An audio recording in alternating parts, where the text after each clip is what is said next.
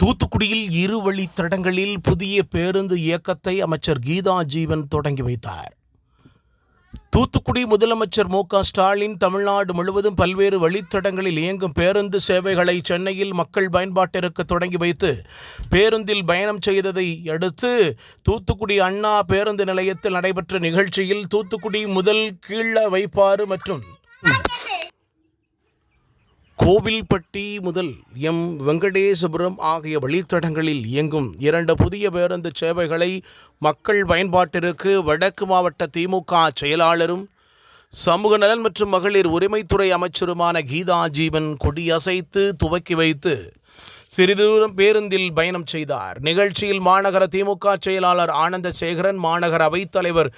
ஏசுதாஸ், பகுதி செயலாளர் ரவீந்திரன், மாநகராட்சி கிழக்கு மண்டல தலைவர் கலைச்செல்வி,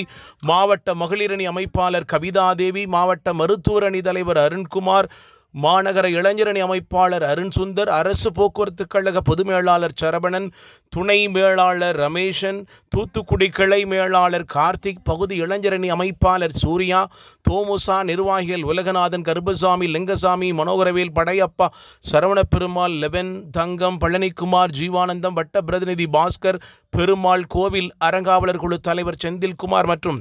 மணி, அல்பர்ட் மற்றும் பலர் உடனிருந்தனர். தூத்துக்குடியிலிருந்து தமிழண்டா ஜெகஜீவன்.